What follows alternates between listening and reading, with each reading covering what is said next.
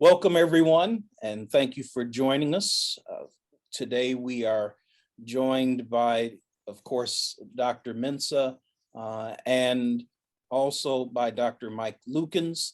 Dr. Lukens is a psychologist, a life coach, and just an overall great guy. And we're looking forward to having a conversation with Dr. Lukens today about the connection between the brain and the mind. I want to remind everyone this is part of the Integrative Mental Health Summit series. We are, as always, proud to be partnering with our friends Journey's Dream and bringing you more and more content that builds upon the great momentum that we started during the Integrative Mental Health Summit back in October. And of course, we're planning for another summit in the months to come, but excited to continue bringing you content and continue sharing with you important ideas that can contribute to your increased understanding, your increased mental health, your increased access to resources and great information.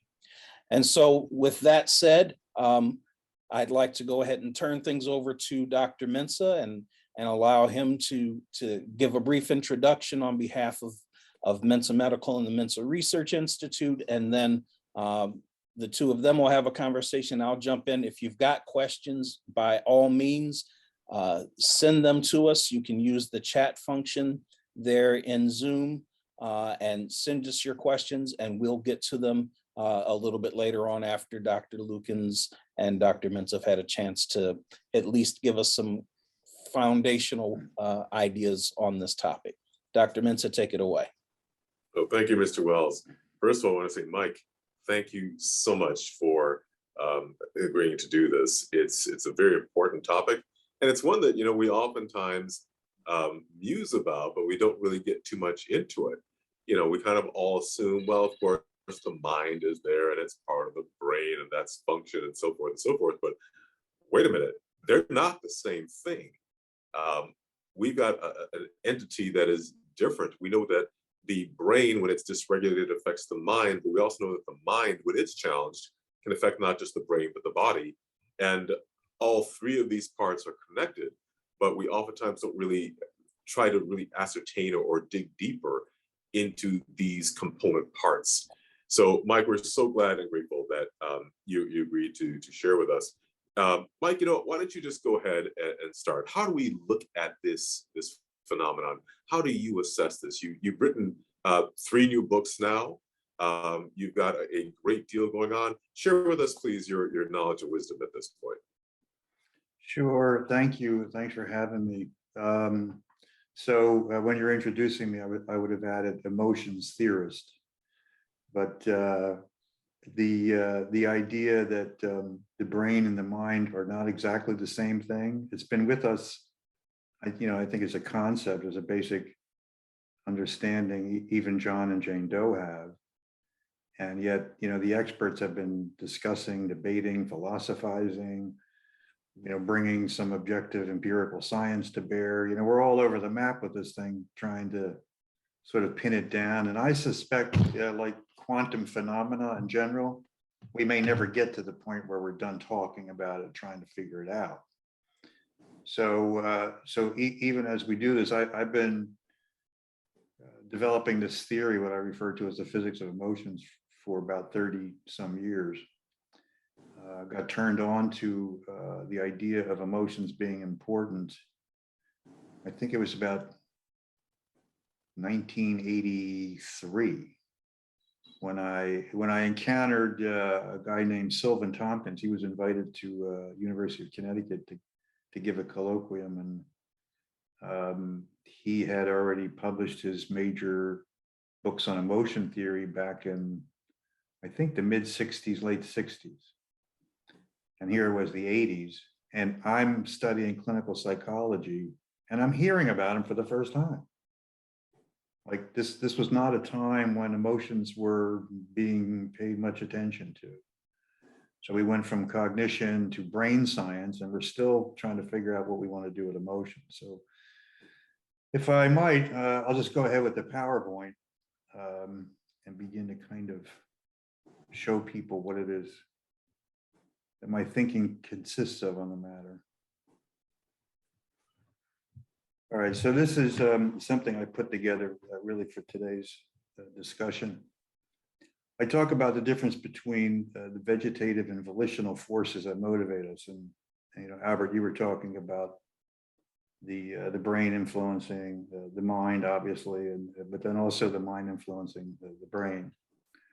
So the sharp distinction between these two things doesn't exist in terms of a clear and inarguable, you know, line in the sand. So for instance, you know, we look at breathing, respiration as a vegetative process. It's controlled by the brain. And I'm kind of fond of telling the story.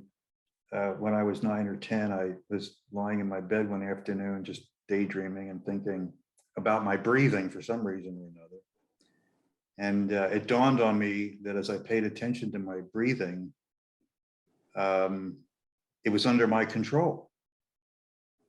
And then I had the scary thought, well, what happens at night when I go to sleep and I'm not paying any attention to my breathing?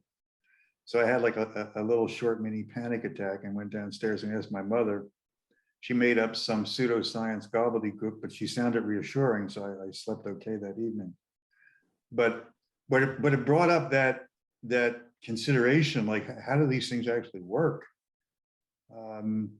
And there I am, you know, just sort of growing into my own mind, realizing its power, its reach, its scope, its, you know, its assumed influence on things. And I realized it could kill me easily. The mind is a dangerous thing if you give it that much power. So the distinction is fuzzy for me today, less fuzzy because I've studied the heck out of it, but it's still, like I said, hard to pin down. What we, you know, if we cut open the brain and look at what's happening there, we see all this electrochemical activity. You know, the brain's firing all the time. And we drill down and we see what that's made of. And there's some sort of information, I guess, that comes from the neurochemicals. But meanwhile, you know, if you were to be able to cut open a mind, and I don't know how you would do that because it doesn't really have a physical location. But if you were to examine its contents, there's no chemistry in it. There's meaningful information. There's not chemical information. So somehow these two different substrates transform back and forth. They communicate to each other. They co-influence each other. And the brain using a certain form of data and information, the mind using different forms. And the question then would be, how does this get transformed? Where does that happen? How does that happen? So somehow the brain's sending the serotonin or the norepinephrine, and the mind is decoding it for its own purposes.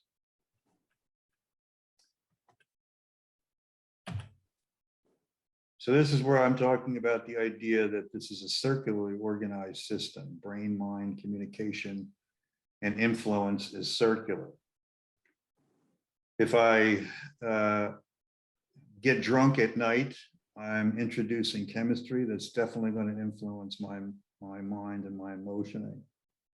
When I wake up in the morning, I've depleted my chemical substrate, so that's now influencing how I wake up, with or without any kind of emotional self-recrimination for having gotten drunk, just in terms of the alteration of the physiology. So there you see that dance with drinking, mind influencing body, body influencing mind in turn.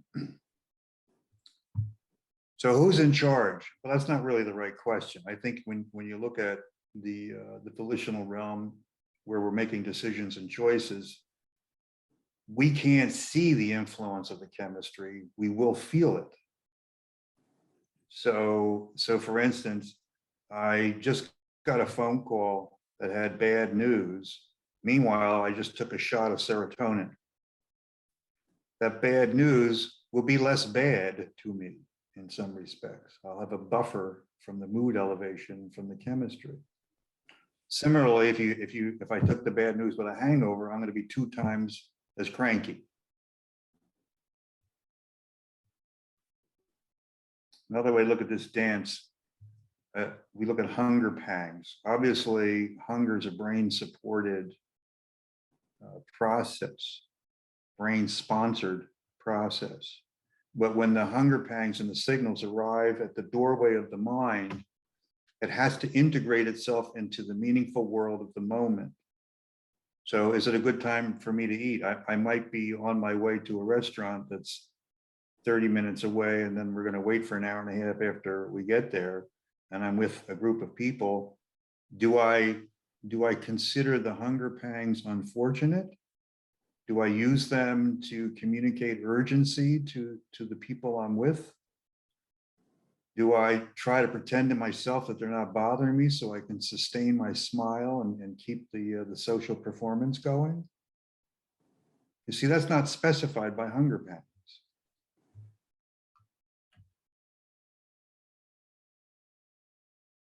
So that when the mind weighs in on things, the 2 things to sort of illustrate here. So one is what we know of as the patellar reflex. So I can have motor movement happen in my leg, having no input from my mind. And in fact, the first time you experience that, your mind is doing surprise that somehow the doctor found that perfect spot on your kneecap to make your legs shoot out without you deciding you wanted to do that. It's like amazing. Now what about a sneeze? The sneeze is coming and we're sort of dancing with it, and our mind is recognizing, this is coming from the body. And is it a good time to sneeze? Isn't it? Some people will try to make the sneeze happen and get it over with. Some people try to suppress it depending on where you are. And it's almost as if the sneeze kind of has a mind of its own, but our mind is wrestling with it.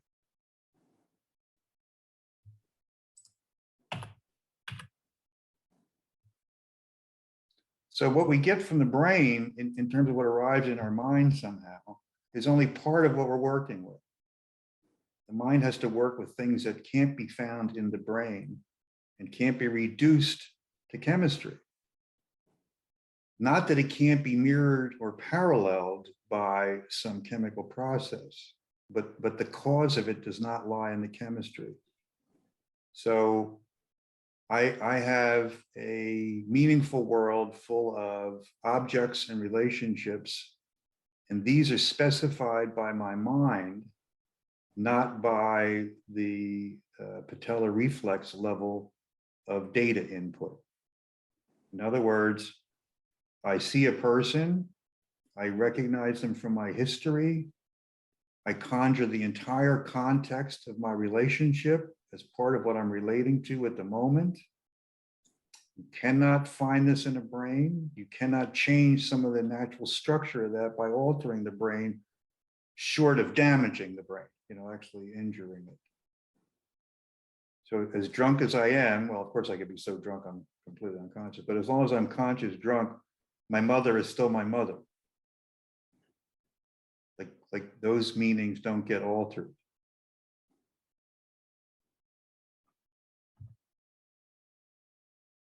So what I've discovered in the course of time, working to start with from Sylvan Tompkins' basic emotions list, this is the list of fundamental, or what I call the atomic emotioning elements. And I call them atomic like that, kind of to refer indirectly or draw the parallel between this list and the periodic table in chemistry. These are elements that have a certain structure. That structure is kind of immutable, and each one is different from the others because of the way that it's structured. So we have fear, anger, sadness, disgust, guilt, and shame. I put those on the left side because in general, we consider those negative emotions. And that's a whole conversation about why and how they're negative in our own minds. On the right side, we have interest and desire and joy. And you notice the design discrepancy here, 6 on the negative side, 3 on the positive side. I don't think the number actually means that much, but it is noteworthy. So this is my premise, that when it comes to the mind, these are the foundational motivating forces that individually or collectively determine our choices and our decisions. So if I drop a human being in physical space, we can predict its movement based on the physics of the physical world. If we were to quote unquote drop the person in meaningful space, the physics of the physical world won't tell us a damn thing except where to find the person.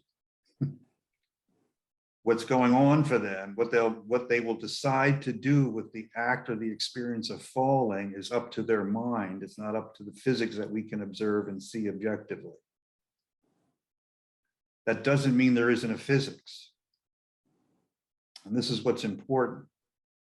I think sort of in terms of the philosophy of science and in terms of the pursuit of this idea about the mind having some independent validity kind of unto itself, I think we abandoned that back in the 60s and 70s when behaviorism was first refuted. I don't know if you guys recall the famous conversation back and forth between Chomsky and B.F. Skinner. But Chomsky was chiding Skinner on his model for oversimplifying language development. It was really the crux of the argument. And as far as Chomsky's argument went, it seemed irrefutable that there had to be more to the mind and how it generates language in that capacity than just simple reinforcement and learning history.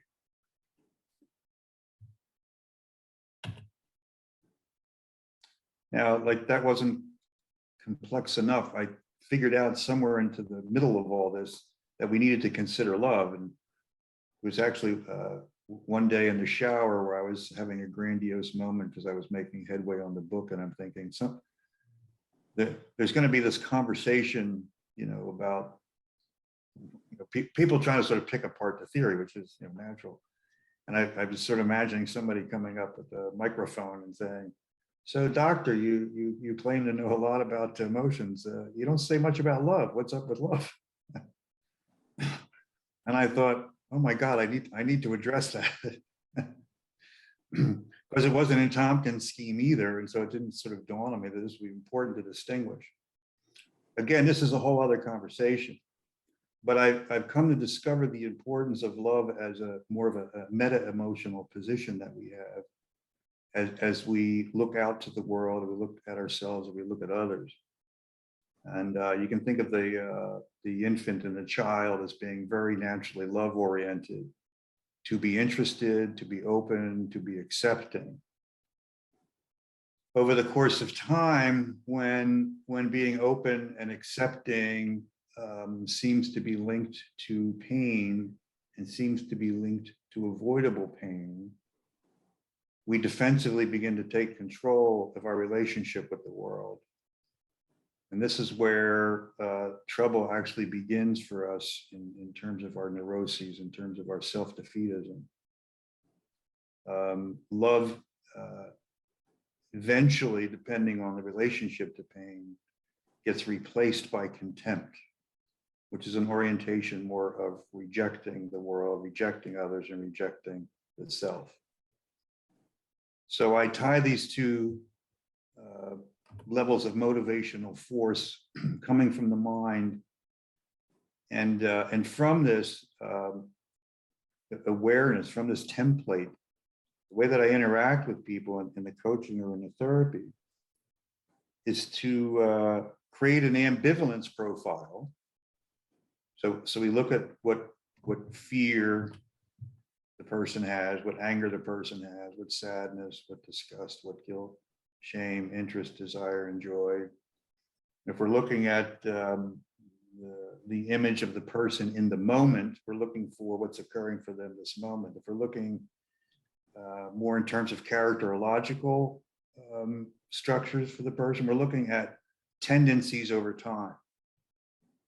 And we recognize some influence as these develop over the course of time, starting with the different temperament at birth. And clearly, the range of individual differences when it comes to this, and what you might call the plasticity involved in learning and changing our orientation to these things. The profile, the ambivalence profile, is a little bit fluid, even if we're looking at a long-term set of tendencies. But this is what I'm really trying to find out, the intensity, whether this is being resisted or the person finds it tolerable, some of the relevant content, like when did you first find you had this fear, the relevant history, the defensive strategies. And what I found over the course of time is that our defense is an emotional response to an emotional response. It's a second order emotional response. So I have fear and I'm afraid of my fear, or I have fear and I'm angry that I have fear, or a little bit of both. And so the anger and fear in the second instance is a response to the original fear experience in the first instance. So we begin the ambivalence that involves our arm wrestling ourselves. And again, this is where the self-defeatism is generated and sustained. So unlike most clinicians and theorists, it's become clear to me that defenses are more of the problem than we've ever realized. We sort of take for granted that defenses support us and protect us. And while that's true at the point at which they're formed in terms of our motives for doing so, our motives for clinging to our defenses are more questionable. And long after they've outlived their usefulness, like the appendix, the vestigial defense that's no longer helpful is probably harmful. It's probably limiting growth and development. So that's just an important wrinkle. So there you have the fast and skinny on the theory and the method. So what we're looking at is a very interesting interplay. And I think for those who are kind of new to this and are just trying to, as they say, sift through their brain, their mind, really, the different segments of this, it becomes very, very intriguing because for so long, we've talked about neurotransmitter activity with regard to emotions. We've talked about influencing neurotransmitters with pharmaceutical agents. And now what you're saying is that, well, the mind is different than that. It's not actually influenced by that per se. Here's a question for you though, Mike. So in our world, we deal with biochemical imbalances that typically affect neurotransmitters or cellular activity or cellular function. If a person is dysregulated, however, in general, the signals that the mind is to interpret from the brain are actually aberrant signals. And therefore it would seem kind of logical that if you got abnormal or aberrant signals from the brain, the mind can't make the right assessment, right? No, of course not. If you spill coffee on your hardware, you can expect your software to get all screwed up. Indeed. So all the coffee and all the toxins and all the poisons that are, taking up residence inside our hardware or polluting the system, that goes without saying. Eating bad food, eating good food. What it doesn't do is it doesn't actually change the meaning of Aunt Matilda's being so critical to us. And so again, if I go to Aunt Matilda's house armed with extra serotonin, I might be able to laugh off some of the crap that she gives me. And on the other hand, if I go there and I'm a little depleted, I can't even walk through the door without getting irritated. I'm armed ahead of time. So the functional basis of relating to Aunt Matilda exists and continues as a product of our emotioning. We established her as meaning that to us. She still kind of means that, but again, you see it's a little fluid depending on what's happening to the hardware. So of course it helps for us to have our brain happy and snappy and, doing everything healthy, not to mention our body. And that's optimizing that angle of everything vegetative that serves as the setting of the table for everything volitional. And similarly, everything we're doing in the volitional world is messing up what's happening with the stability and the functioning, the clarity, the performance, the purity of the hardware material. So we can screw ourselves up or we can elevate ourselves working from either angle. If I do want to change my relationship to Aunt Matilda, I'm going to have to talk my way through it. I can't chemical my way through it unless I decide to give her arsenic. In which case we have a whole different set of issues. Indeed. Yeah. So, and I can even give myself the arsenic. That handles her, right? Problem solved. So the mind will grapple with meaning. The brain will continue to swim in the biochemical soup. So I was picturing, last time I was talking about, taking your brain in a box to the practitioner, right? So I actually sort of modified the image. So your brain sort of sits here in this, kind of liquid box, like the skull kind of contains it. It's kind of, suspended and it floats around and it's sort of protected. And conceivably, we could cut open the head, the skull, take the brain out, put a couple extenders on it, because you can't take it very far, and put it across the room. And obviously, we'd have to put it in a containment apparatus that did the same thing as our head does. It's cushy and suspended and well taken care of. And so I'm sitting over here. I could look at my brain over there on the table. My brain's an organ. The brain's over there, but obviously I'm using it in order to be able to see it. The brain isn't telling me just how weird this experience is. I'm telling me how weird this experience is. And, given that I'm human, I might be disgusted by it. Ew, look at it's all mushy and, if you ever see a picture of your brain, it's not exactly the most attractive thing on the earth. And I'm thinking, what would happen if I touch it? Like I got curiosity. And the professionals in the room hopefully would say, don't touch it. Because you can't really mess with the physical structure of it without messing with everything, right? So my mind should respect my brain. Now, I get depressed if I have a poorly functioning brain and my morale is influenced by signals coming from my body regarding nausea, discomfort, pain, something sort of heavy. And if that is just happening from my body, my mind is searching for the explanation of why this is happening. I have no anchor in meaning to it. So I could give somebody LSD and not tell them, and they will think they're psychotic within minutes or, a half hour. They have no basis in their mind to explain themselves to themselves. At that point, they're feeling betrayed by the body completely. So if I actually look to make changes, for a person relative to what's happening in the domain of what's meaningful, I want chemical support by way of, setting a nice table, but that won't get us anything if we have to actually dissect, alter, modify, shift what's meaningful. So I take the LSD without knowing it. I'm having a psychotic break and somebody says, oh, they put acid in your drink. Within minutes, I'm having an LSD trip, not a psychosis. You see?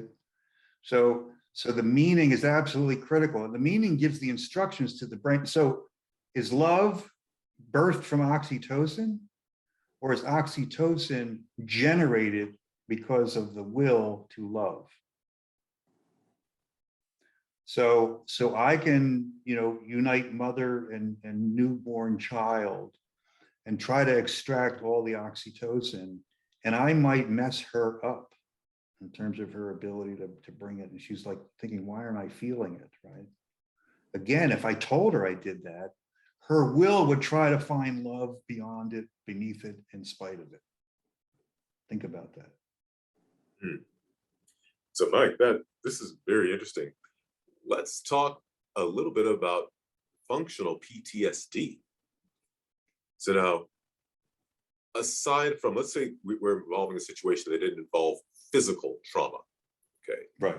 but emotional trauma early in life. Right. So now, the ability to see signals or interpret signals from the brain or from the body moves through a totally different lens at this point.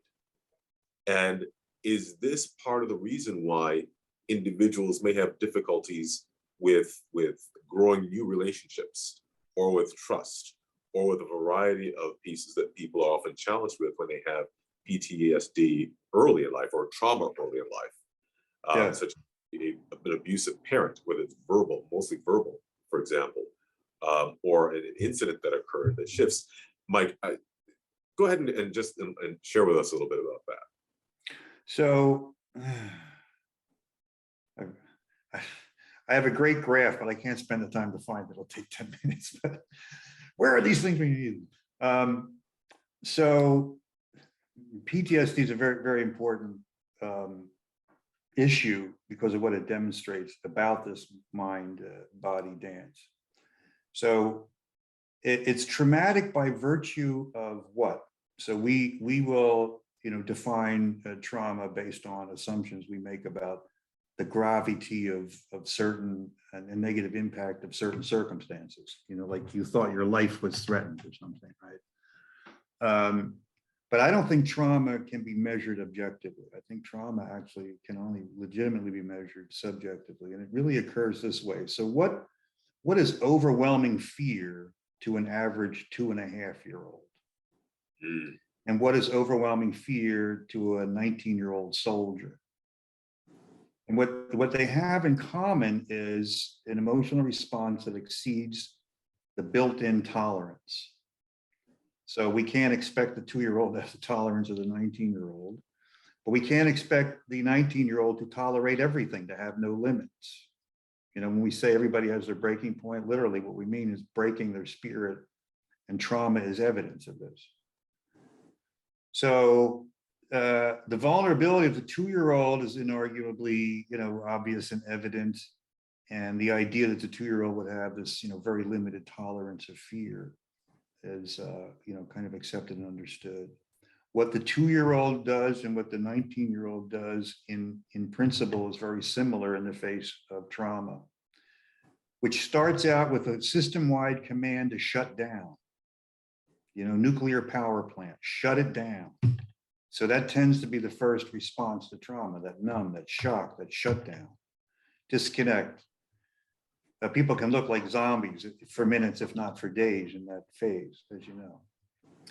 Now that's the system protecting itself. Short circuit, pull the plug, Now, during that period of shock and disconnect, something's being established within the system that has life in the meaningful world and has life in the physiochemical world. What has life in the meaningful world is in essence the emotional conclusion, I cannot go there. I can never go there. Well, why don't you say not right now? Well, that's just the immediate conclusion by a system that's been devastated inside its own meaningful existence. The accompanying arrangement at the hardware level, the physiochemistry, the musculoskeletal learning, like all the things that are taking place, get cemented and supported and staying in cement by the emotional conclusion, we will not budge, we will defend. We cannot handle, we must defend, like whatever version of that the person is living. Now, it becomes part of the treatment folklore to recognize that people will naturally avoid reminders and the places and the things that are going to re-trigger them. They've taken it further to put handcuffs on practitioners conceptually by saying, whatever you do, don't re-traumatize them. I'm not re-traumatizing people. I'm actually getting them to move back to the original experience, to allow it to stop being stopped and to regain the flow that was cut short by the shock and the defensive commitment. So in a real sense, trauma is resolved by having people experience it fully for the first time. 20 years later, 30 years later, it doesn't matter. When they pulled the plug, natural processing that might have occurred doesn't get to occur. Natural development, evolution that might have occurred and been supported doesn't get to occur and doesn't get to be supported. So Mike, you're unclogging the drain. Unclogging the drain by actually going to the clog in the drain, recognizing, you know, like a surgeon, imagine telling a surgeon, you know, take out that organ and, you know, replace it, but don't cut them. You know, and think about what we do. Well, can we do it orthoscopically? And, you know, we try to, right? Mm-hmm. But there's going to be some bruises. There's going to be some pain. And that is what was originally rejected in the first place. Remember, too much pain. So the good news is, well, the 2.5-year-old doesn't upgrade his or her commitments unless they're pointed out. Like the mind needs to take hold of this self-improvement challenge. You know how when you were 2.5 and you know, your father abused you and you shut down and you got anxious, and of course, you know how we've been talking about it, it's been sort of showing up in your life in different ways and causing some trouble. I finally get that. Yeah. So the problem is, you know, in order to fix it, we got to go back to it. And that's bad news to people, but it's good news because at least now we have a handle on what needs to be done. And it is how many years later? See, we don't try to resolve the 2.5-year-old's trauma when they're 4. We wait till they're 14 and they've got symptoms. And they have the ability to say, all right, I'm willing to bring my courage, you know, if I have to feel this pain again, as long as you promise me it'll help me feel better, I guess I'm willing to do it. So we require the willingness and the courage of the client to participate in this. But after all, it is their mind they're trying to take control over again. Like, so I can't give them control over their mind through Zoloft. I can support it, but it doesn't change any of the meanings for them. My job still sucks. I can tolerate it more. That's very helpful. What about finding a job that really fulfills you, or finding a you that can really feel fulfilled on this job? That occurs in the meaningful world. Wow. Can I jump in here? Because one of the questions that we've received from our viewers seems to ask this same question, but instead of, it asks it kind of from an opposite perspective, if you will. You know, rather than an emotional trauma, this question is actually dealing with a physical trauma. Why is it that people who may have lost a limb due to physical injury still feel like they have that limb? You know, is that the brain or is that the mind telling them that that trauma either didn't happen, or is that a compensational mechanism for dealing with that trauma? That's interesting. Yeah, it's really interesting. Very interesting question. In traditional medicine, we call that phantom limb or phantom pain.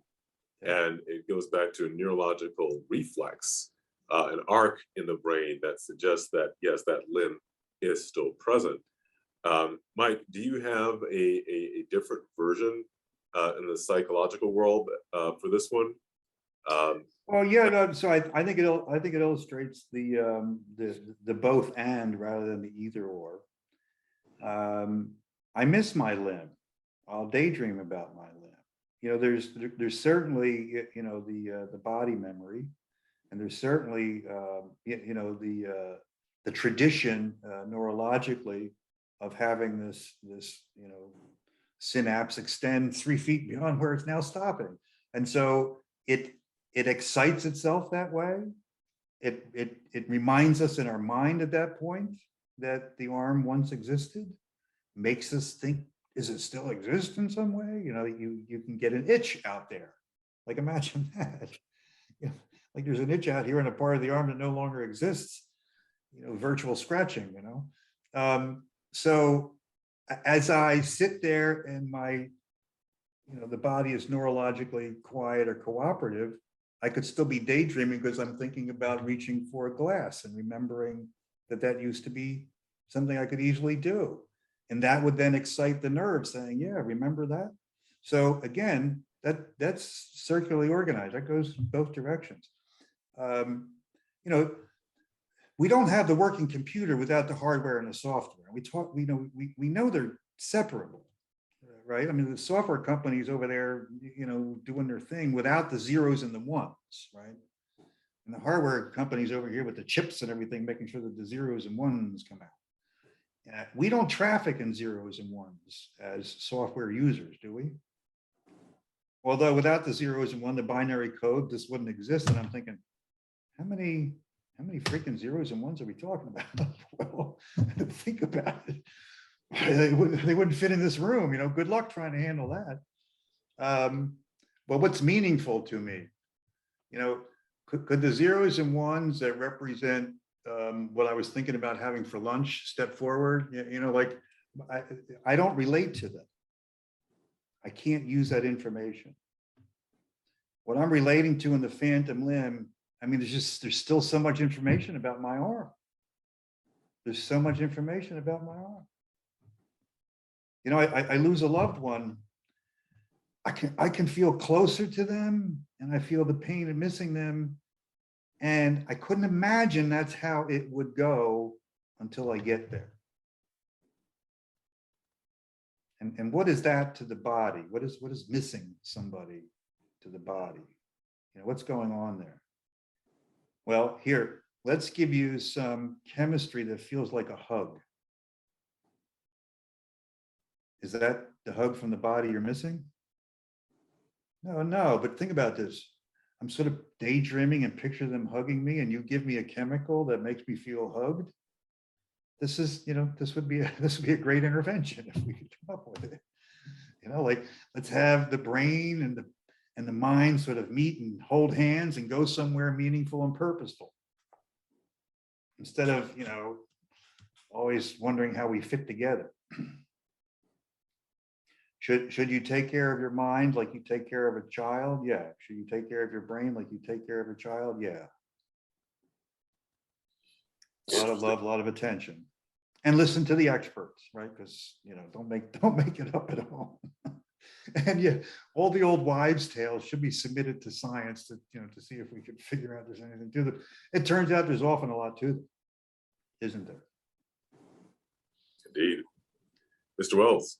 I was going to say there's another question that came in that's kind of in the same vein, which asks, does the mind trick the brain to ignore other physiological conditions that might be happening in the body, like feeling hungry even though you've eaten, or being in pain but you don't really have an injury?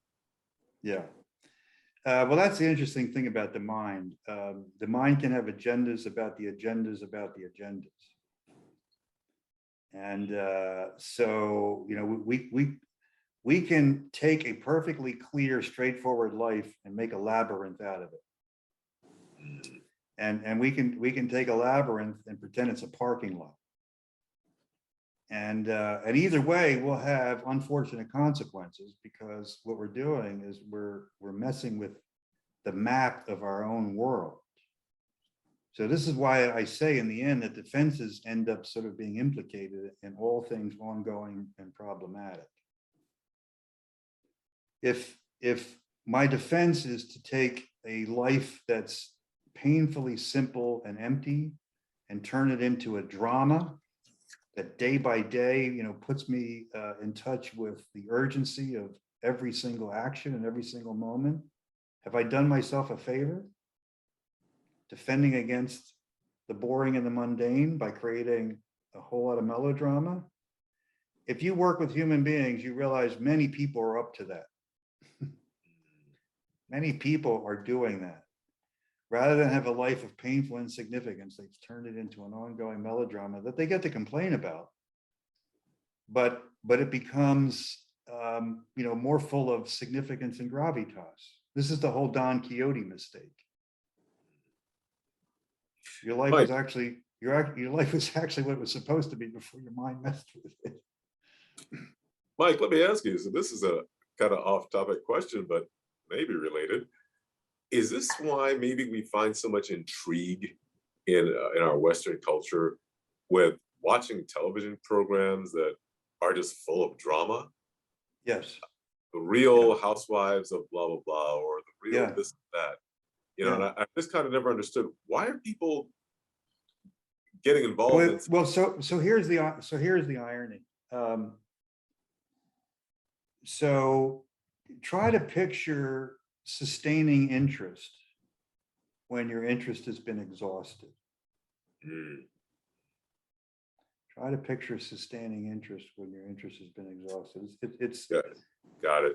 It's close to impossible. It creates an aversion about the process and the challenge. And look, we can do it. You think about all the people going to work because they have to make a living. Like, I'm not interested in this, and yet I am interested in living. So I daydream, I do whatever I can while my body is stuck, with this mundane routine thing. Most people have exhausted interest in their own lives, believe it or not. This is what I'm saying. This is what I'm saying about contempt. My life is mostly about my pain. Why the hell would I want to wake up in the morning and pay close attention to it? Everything that distracts me, everything that helps me escape, everything that relieves me of this. See, it's beyond boredom. There's a bitterness to it. There's a cynicism. There's a contempt about it. For some people, it's much more, visceral and vitriolic, and you can feel it. Others, it's just like, I lost interest. I no longer am interested. When people say, I love you, I'm just not in love with you. This is what they're kind of talking about. It's definitely being downgraded, And at some point, I'm not in love with you, but I do love you, is followed by, I'm not sure I love you anymore. I found somebody else. Because the new interest when I fall in love, right?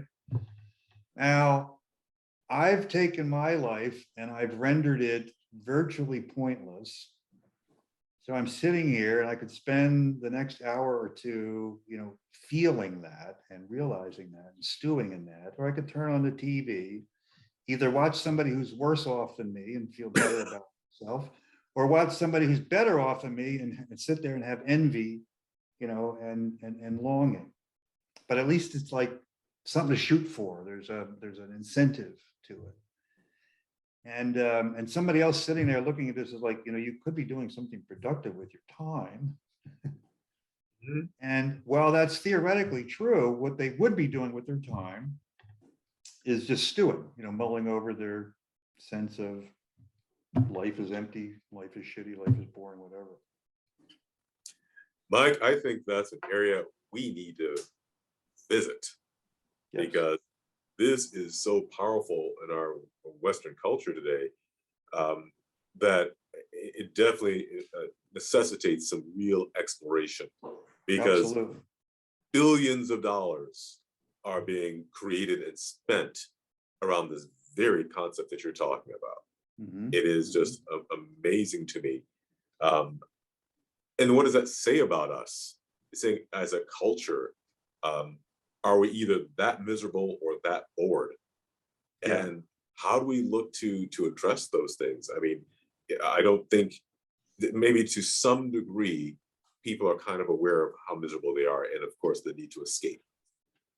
Others are aware of how bored they are, so they may get involved in extreme sports or extreme this or something to do the mindscape escape, so to speak. Yeah. But this is a very, very significant area. I'm glad you brought it up. I was not even thinking about that, but a very significant area that I think really needs to be addressed and could help a lot of people. So, You know, when they talk about, yeah, when they talk about you know, addiction being a disease, I don't actually think it resides in the brain as a disease. Not that the brain can't get disease and, you know, really sort of sponsor the compulsive acting out. We have this as an epidemic because of chronically low morale among the masses. It is a sociocultural phenomenon. It is a philosophical and meaningful challenge. It's not just a physical disease. So Mike, if I can jump in here, one of the questions that's being asked right now is, so if we're treating addiction, do we treat the mind or do we treat the brain? Yeah, well, you know, if you leave one home, you're probably missing both of them. So you have to look at it. You have to look at it as a two-pronged challenge. If I have a very depleted brain, so anorexia is a good example of this. Having starved themselves for so long, the brain doesn't even have nourishment to connect neurons while you're trying to talk to them. You know, it's kind of like, well, we kind of got to like bring your brain back a little there. You're not even going to be able to use your software because it's deficient. It's just across the board. So you can't separate the two. Now, where does more of the problem lie? Well, that's a case-by-case consideration. And at no point should anybody be so, you know, imperious or cavalier about this that they say, yeah, it's all the mind, that's the other side. You know, I'm like, no, let's rule this out over here. If this is my specialty, I do a lot of ruling out over here. Because it's foolish of me to talk about, you know, how it felt when you were growing up, you know, and your mother was the way she was when we find out you have a brain tumor. You know, like, let's see what that means first. You know, all these headaches, they could be, you know, psychogenic pain. Yeah, well, let's have an MRI. You know, it just makes no sense to think that you're going to treat the whole organism by looking at half the elephant. absolutely, absolutely. The brain and the mind always walk through the door together. Now, there might be a conflict, but it doesn't get through the door if they're not joined. So it makes no sense to think that, you know, half the equation is going to answer the whole problem. Well, gentlemen, we're starting to get low on time here, but I think we do have time for one more question that came in. And this goes back to your discussion early in your presentation, Dr. Lukens, volition versus reflex. And someone was asking, can we make conscious actions more reflexive? Things like with athletes, practicing something over and over and over again until they say it becomes an automatic thing that they don't even have to think about anymore. Yeah, well, no pun intended, but that's kind of a no-brainer. No, practice does make perfect. In fact, because, you know, I look to my learning how to drive a stick shift, having trained on an automatic transmission. Now, this goes back a few years. There were a lot of cars that were manual transmissions. And everything I learned about driving, you know, using the automatic transmission, you would think would just sort of transfer. And in fact, some of it did because I'd been doing that for a while. But now I had to add a whole new set of behaviors. And it was very clunky, and it was very purposeful, it was very intentional. And, you know, the clutches, you know, you're banging and you're not smooth. And you could think to yourself, I'm never going to figure this out. And what happens is, you know, in 2 months, you know, you're talking, you're looking around, and you're just doing everything very automatically. So of course there's learning, the effects of learning, and practice is where that action is. So if you made a choice to learn how to drive a stick shift, you're not possessed of, you know, all the knowledge you need muscle-wise and coordination-wise and what have you to begin with, but within a matter of time, it will become automatic. You can do it in your sleep. Now, so when I was in graduate school, I had 2 light blue Volkswagen Beetles. You couldn't really tell them apart from the outside, okay? But one was a complete manual with the stick shift and the clutch. And the other was one of these weird hybrids where it had a stick shift, but there was no clutch. So if you touched the stick shift, it went into neutral. But it only had one pedal, right? The brake. So I'm out late at night, ran an errand. I'm coming back, and I'm approaching a light that I knew was going to turn green like any minute. You know, like how you do those things a little riskily, where you're anticipating the green and you go.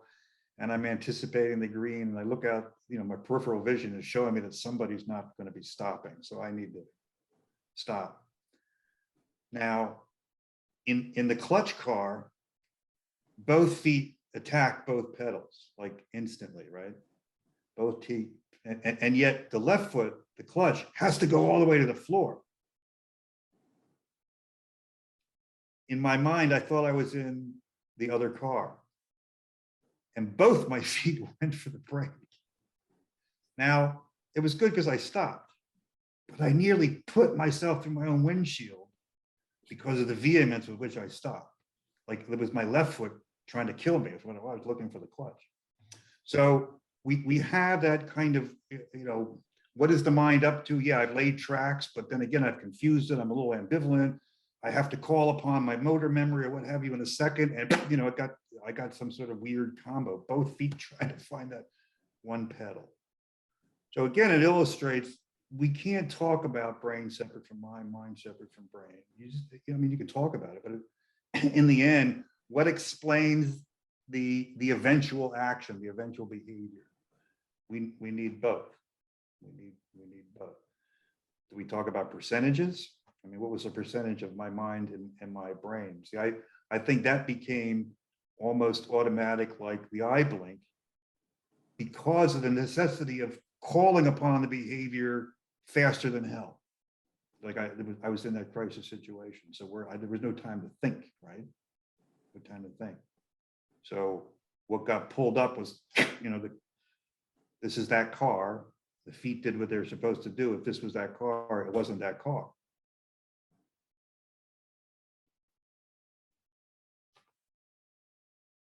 Well, we are nearing the end of our allotted time.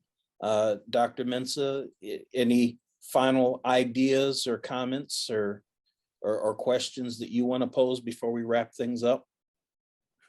Absolutely. I think the commentary that I have is that this conversation has just brought forth an explosion of topics that I think, Mike, we need to revisit, actually to visit together, as we look at, you know, the science around the brain and dysregulation based upon chemistry versus the interpretation of those signals, et cetera, in situations like depression, anxiety, PTSD, certainly, of course.